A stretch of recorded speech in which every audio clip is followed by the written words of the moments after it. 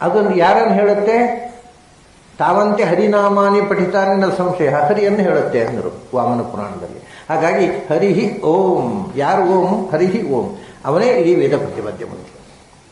ಅದನ್ನು ಇಲ್ಲಿ ಓಂ ಹರಿಹಿ ಮಾಡಿದನು. ಹರಿರುವಿದ ಧ್ಯಾನಮ ಓಂಕಾರ ಹೇಳಿ ಹರಿಹಿ ಅಂತ ಮಾಡಿದ್ರು. ಹರಿಹಿ ಓಂ ಇದ್ದದ್ದು ನಾರಾಯಣ ಕವಚ ಓಂ ಹರಿಹಿ ಆಯಿತು. ಹರಿರುವಿದ ಅದನ್ನ ಹರಿಹಿ ಅನ್ನೋ ಶಬ್ದ ಅದು ಸಮಸ್ತ ವೇದಗಳಿಂದ ಪ್ರತಿಪಾದ್ಯವಾಗಿರತಕ್ಕ ಸಮಸ್ತ ವೇದಗಳ 4,32,000 ಅಕ್ಷರಗಳಿಂದ ಪ್ರತಿಪಾದ್ಯವಾದ ರೂಪ ಹರಿನಾಮದ ರೂಪ ಅಂತ ಏನು ಪುರಾಣದಲ್ಲಿ ಬಂತು. ತಾನೇವ ಹರಿನಾಮಾನಿ. ಆದ್ದರಿಂದ ಆ ಸಮಸ್ತ ವೇದ ಪ್ರತಿಪಾದ್ಯವಾದ ರೂಪವೇ ಇಲ್ಲಿ ಹರಿಹಿ ಅಂತ ಶಬ್ದದಿಂದ ಬಂದಿದೆ. ಇನ್ನೊಂದು ವಿಶೇಷ ಏನು ಗೊತ್ತುಂಟ? ಇನ್ನು ಮುಂದೆ ಒಟ್ಟು ಇರೋದು ಬಹಳ ಚಿಕ್ಕದು. ನಾರಾಯಣ ಕವಚ ಇರೋದು 23 ಶ್ಲೋಕ. ಅದರಲ್ಲಿ ಉಲ್ಲೇಖ ಆಗಿ ಭಗವಂತನ 23 ಅವತಾರಗಳನ್ನು ಉಲ್ಲೇಖ ಮಾಡಿದ್ದಾರೆ. ಅದು ಬಹಳ ತಮಾಷೆ ಅಂದರೆ 23 ಅವತಾರಗಳಲ್ಲಿ ನಾನು ಹೇಳಿದ್ನಲ್ಲ, ದಶಾವತಾರಗಳ ಎಲ್ಲ ಅವತಾರಗಳನ್ನು ಹೇಳಿದ್ದಾರೆ, ಕೃಷ್ಣಾವತಾರವನ್ನು ಹೇಳಲಿಲ್ಲ. ನೀವು ಮೇಲು ನೋಟಕ್ಕೆ ಕೃಷ್ಣಾವತಾರ ಹೇಳಲಿಲ್ಲ. ಬಂಗಾಲಿಗಳಿಗೆ ಬಹಳ ಖುಷಿಯಾಗುತ್ತೆ, ಯಾಕಂದರೆ ಅವರು ಕೃಷ್ಣ ನನ್ನ ದಶಾವತಾರದಲ್ಲಿ ಸೇರಿಸಲಿಲ್ಲ. ಏತೇ ಸ್ವಾಂಶಕಲಾ ಪುಂಸಃ ಕೃಷ್ಣಸ್ತು ಭಗವಾನ್ ಸ್ವಯಂ. ಕೃಷ್ಣ ಅಂದರೆ ಮೂಲ ರೂಪ, ಅವನು 10 ಅವತಾರ ತಾಳಿದ ಅಂತ ಹೇಳ್ತಾರೆ ಬಂಗಾಲಿಗಳು. ಅದರಿಂದ ಕೃಷ್ಣನನ್ನು ಅವತಾರದಲ್ಲಿ ಸೇರಿಸಲಿಲ್ಲ. ಇದು ನಾರಾಯಣ ಕವಚ ಅವರಿಗೆ ನೋಡಿ, ನಮ್ಮ ವಾದಕ್ಕೆ ಪೂರಕವಾಗಿ ನಾರಾಯಣ ಕವಚ ಇದೆ ಅಂತ ಅವರು ಹೇಳುವಷ್ಟು ಖುಷಿ ಕೊಡುವಷ್ಟು. ಅದರ ತಮಾಷೆ ಏನು ಅಂದರೆ, ಇಲ್ಲಿ ಬಹಳ ಸಮಸ್ತ ವೇದ ಪ್ರತಿಪಾದ್ಯನಾದ ಭಗವಂತನನ್ನು ಮೊದಲು ಉಲ್ಲೇಖ ಮಾಡಬೇಕು. ಅದಕ್ಕೆ ಹರಿಹಿ ಅಂದರು. ಆ ಹರಿ ಶಬ್ದದಿಂದಲೇ ಕೃಷ್ಣ ರೂಪವನ್ನು ಹೇಳಿದ್ದಾರೆ, ಮುಂದೆ ಹೇಳೋದಿಲ್ಲ. ಎಲ್ಲಿಯೂ ಪ್ರಥಮ ಶ್ಲೋಕವೇ ಕೃಷ್ಣನನ್ನು ಪ್ರತಿಪಾದಿಸುತ್ತೆ. ಮುಂದೆ ಕೃಷ್ಣನನ್ನ ಆನುಷಂಗಿಕವಾಗಿ ಉಲ್ಲೇಖ ಮಾಡ್ತಾರೆ. ಇಲ್ಲಿ ಬರತಕ್ಕಂಥದ್ದು 23 ಅವತಾರಗಳು ಮತ್ತು ಕೇಶವಾದಿ 11 ರೂಪಗಳು. ಭಗವಂತ ರೂಪ 11, ಮತ್ತೆ 12 ಹೋಗಿ 11 ಹೇಗೆ ಆಯಿತು? ಅದರಲ್ಲಿ ಕೇಶವಾದಿಗಳು ಕೇಶವ, ನಾರಾಯಣ, ಮಾಧವ, ಗೋವಿಂದ, ವಿಷ್ಣು, ಮಧುಸೂದನ, ಆಮೇಲೆ ತ್ರಿವಿಕ್ರಮ, ವಾಮನ ಇಲ್ಲಿ 23 ಅವತಾರಗಳಲ್ಲಿ ಬಂದರೆ ಅದರಿಂದ ಬಿಡ್ತಾರೆ. ಅದು 2 ಬಿಟ್ಟರೆ 10 ಆಯಿತು. 11ಕ್ಕೆ ಜನಾರ್ದನ ಒಂದು ಸೇರಿಸ್ತಾರೆ. ಹಾಗೆ 11 ರೂಪಗಳು. ಕೇಶವಾದಿ 11 ರೂಪಗಳಲ್ಲಿ ಕೇಶವ, ನಾರಾಯಣ, ಮಾಧವ, ಗೋವಿಂದ. ಗೋವಿಂದ ರೂಪವನ್ನು ಹೇಳುವಾಗ ಪುನಃ ಕೃಷ್ಣ ರೂಪವನ್ನು ನೆನಪಿಸ, ಅದು ಬೇರೆ ಅದು ರೂಪ, ಕೃಷ್ಣ ರೂಪ ಅಲ್ಲ, ಅದು ಬೇರೆ ಅವತಾರ, ಗೋವಿಂದ ನಾಮಕ ರೂಪ. ಆದರೆ ಗೋವಿಂದ ಆಸಂಗವ ಆತ್ತವೇಣು ಕೊಳಲು ಹಿಡಿದ ಗೋವಿಂದ ಅಂತಾರೆ. ಅಂದರೆ ಅಲ್ಲಿ ಮತ್ತೆ ಕೃಷ್ಣನನ್ನ ಸಮೀಕರಣ ಮಾಡಿ ಹೇಳ್ತಾರೆ. ಕೃಷ್ಣನ ಐಡೆಂಟಿಫಿಕೇಶನ್, ಅದು ಅಭೇದ ಚಿಂತನೆ ಅಷ್ಟೇ. ಕೃಷ್ಣ ರೂಪಕ್ಕೂ 24 ಮೂರ್ತಿಗಳಲ್ಲಿ ಬರುವ ಗೋವಿಂದ ರೂಪಕ್ಕೂ ಅಭೇದ ಚಿಂತನೆ ಇದೆ. ಇದು ಬಿಟ್ಟರೆ ನೇರವಾಗಿ ಸಾಕ್ಷಾತ್ತಾಗಿ ಕೃಷ್ಣಾವತಾರದ ಉಲ್ಲೇಖವೇ ಇಲ್ಲ ಇಲ್ಲಿ. ದಶಾವತಾರದ ಎಲ್ಲವೂ ಇದೆ, ದಶಾವತಾರದ ಎಲ್ಲ ರೂಪಗಳ ಚಿಂತನೆಯೂ ಇದೆ.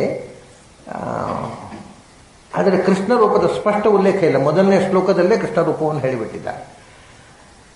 ಈ ದಶಾವತಾರ ನಾನು ಹೇಳಿದೆ, ದಶಾವತಾರದಲ್ಲಿ ಕೃಷ್ಣನನ್ನು ಬಿಟ್ಟು 10 ರೂಪಗಳನ್ನು ಹೇಳತಕ್ಕಂಥ ಪದ್ಧತಿ ಅದು ಉತ್ತರ ಭಾರತದಲ್ಲಿ, ಬಂಗಾಳದಲ್ಲಿ ಇರತಕ್ಕಂಥ ಪದ್ಧತಿ. ಬಂಗಾಳದ ವೈಷ್ಣವ ಸಂಪ್ರದಾಯ, ಚೈತನ್ಯ ಸಂಪ್ರದಾಯ, ಚೈತನ್ಯ ಪಂಥದವರು ಬೇರೆ ಅಲ್ಲ. ಏನು ಅಂದರೆ ಮತ್ಸ್ಯ, ಕೂರ್ಮ, ವರಾಹ, ನರಸಿಂಹ, ವಾಮನ, ಪರಶುರಾಮ, ರಾಮ, ಆದಮೇಲೆ ಪರಶುರಾಮ, ರಾಮ, ಬಲರಾಮ, ಬುದ್ಧ, ಕಲಿಕೆ. ಇದು ಅವರ 10 ಅವತಾರಗಳು. ರಾಮೋ ರಾಮಶ್ಚ ರಾಮಶ್ಚ ಬುದ್ಧ ಕಲಿಕೇಚ ತೇಜಶ. ಇದರಲ್ಲಿ ಇನ್ನೊಂದೇನು ಅಂದರೆ, ದಕ್ಷಿಣಕ್ಕೆ ಬಂದಾಗ ದಕ್ಷಿಣದಲ್ಲಿ 2 ವೈಷ್ಣವ ಪಂಥಗಳು ಮುಖ್ಯವಾದವುಗಳು. ಅದರಲ್ಲಿ 2 ಅಂದರೆ ಒಂದು ರಾಮಾನುಜರ ಪಂಥ, ಮತ್ತೊಂದು ಶಂಕರರ ಮತ್ತು ಮಧ್ವರ ಪಂಥ. 2 ಒಂದೇ. ಅದು ನಿಮಗೆ ಹೇಳ್ತೇನೆ. ಶಂಕರರ ಮತ್ತು ಮಧ್ವರ ವೈಷ್ಣವ ಕಾನ್ಸೆಪ್ಟ್ ಒಂದೇ, ರಾಮಾನುಜರದ್ದು ಬೇರೆ. ಶಂಕರರು ಮತ್ತು ರಾಮಾನುಜರು ನಾವು ಈಗ ಚಾಲ್ತಿಯಲ್ಲಿ ಇರತಕ್ಕಂಥ ದಶಾವತಾರಗಳನ್ನು ಹೇಳಿದರು. ಶಂಕರರು ಮತ್ತು ಮಧ್ವರು ಮತ್ಸ್ಯ, ಕೂರ್ಮ, ವರಾಹ, ನರಸಿಂಹ, ವಾಮನ, ಪರಶುರಾಮ, ರಾಮ, ಕೃಷ್ಣ, ಬುದ್ಧ, ಕಲಕಿ. ಇದು 10 ಅವತಾರಗಳು ಅಂತ ನಾವು ಇವತ್ತು ಚಾಲ್ತಿಯಲ್ಲಿರೋದುಂಟಲ್ಲ, ಇದನ್ನು ಶಂಕರರು ಮತ್ತು ಮಧ್ವರು ಒಪ್ಪಿರತಕ್ಕಂಥ ದಶಾವತಾರ. ಮಧ್ವರು ಒಪ್ಪಿದ್ದಾರೆ, ಅದನ್ನು ಮಾಧ್ವರಿಗೆ ಒಪ್ಪಲಿಕ್ಕೆ ಸ್ವಲ್ಪ ಸಂಕಟ ಆಗ್ತಾ ಇದೆ. ಅನೇಕ ಜನ ಮಾಧ್ವರು ಬುದ್ಧ ಅಲ್ಲ, ಬುದ್ಧ ವಿಷ್ಣು ಅವತಾರ ಅಲ್ಲ, ಅಂತ ಹೇಳ್ತಾರೆ. ಯಾಕೆ ಹೇಳ್ತಾರೆ ನನಗಿನ್ನೂ ಅರ್ಥ ಆಗಲಿಲ್ಲ. ಬುದ್ಧ ವಿಷ್ಣುನ ಅವತಾರ ಅಲ್ಲ. ಅವರಿಗೆ ಏನು ಅಂದರೆ ದೇವರು ಅಂದರೆ ಇತಿಹಾಸದಲ್ಲಿ ಸಿಗುವಂಥ ವಸ್ತು ಆಗಬಾರ್ದು. ಅದು ಯಾರ ಕೈಗೂ ಸಿಗದ ಅಜ್ಞೇಯವಾದಂಥವನು. ಅದನ್ನು ಬುದ್ಧಾವತಾರ, ಈ ಇತಿಹಾಸದಲ್ಲಿ ಸಿದ್ಧವಾದ ಬುದ್ಧಾವತಾರ ಕೃಷ್ಣ ಅಲ್ಲವೇ, ಭಗವಂತನ ಅವತಾರವೇ ಅಲ್ಲ. ಮತ್ತು ಯಾವುದೋ ಅವರ ಕನಸಿನಲ್ಲಿರುವ ಒಂದು ಬುದ್ಧ ಬರಬೇಕಂತೆ, ಅವನು 10ನೇ ಅವತಾರ. ಅದು ಎಲ್ಲಿದ್ದಾನೆ ಕಷ್ಟ? ಶುದ್ಧೋಧನೋ ನಾಮ ಅಂತ ಅವನು ತಂದೆ ಹೆಸರು ಶುದ್ಧೋಧನ ಅಂತ ಹೇಳಿದ್ರು ಮಧ್ವಾಚಾರ್ಯ. ಅದಕ್ಕೆ ಶುದ್ಧೋಧನ ಅನ್ನೋನು ಒಬ್ಬ ಬೇರೆ ಇದ್ದ, ಬುದ್ಧ ಅನ್ನೋನು ಬೇರೆ ಇದ್ದ, ಈ ಬುದ್ಧ ಅಲ್ಲ ಅಂತ ಏನು ಹೇಳಬೇಕು ಇಂಥವರಿಗೆ?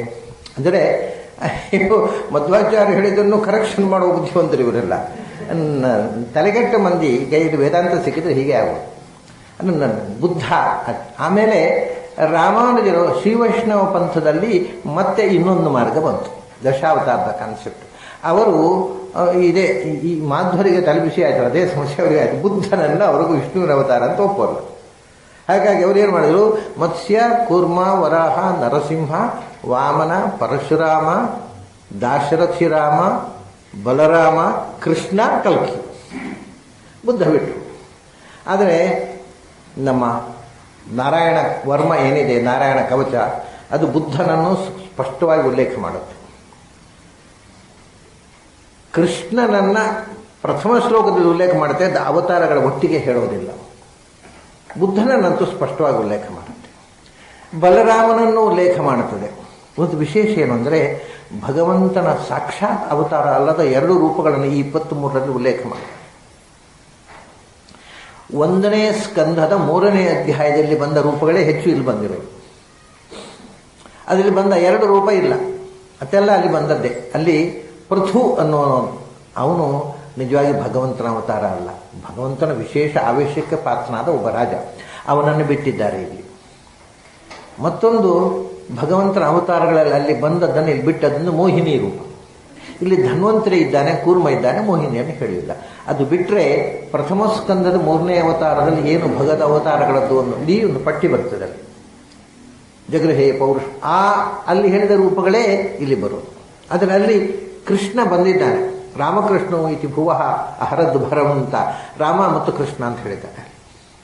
ಇಲ್ಲಿ ಕೃಷ್ಣನನ್ನು ಪ್ರತ್ಯೇಕವಾಗಿ ಹೇಳಿಲ್ಲ, ಅದು ಹರಿರ್ವಿದ 1ನೇ ಶ್ಲೋಕದಲ್ಲಿ ಹೇಳಿಬಿಟ್ಟಿದ್ದಾರೆ. ಉಳಿದಂತೆ ಎಲ್ಲ ಸಮಾನವಾಗಿದೆ. ರಾಮ ಒಂದು ಅಂದರೆ ಒಂದು ವಿಶೇಷ ಏನಂದರೆ, ಭಗವಂತನ ಜೊತೆಗೆ ನಮ್ಮ ರಕ್ಷೆಗೆ ಇಲ್ಲಿ ಬರ್ತಕ್ಕಂಥ ಪ್ರಾರ್ಥನೆಯಲ್ಲಿ ಭಗವಂತನ ಪರಿವಾರಭೂತರಾದ 2 ಬರ್ತಾರೆ, ಗರುಡ ಮತ್ತು ಶೇಷ.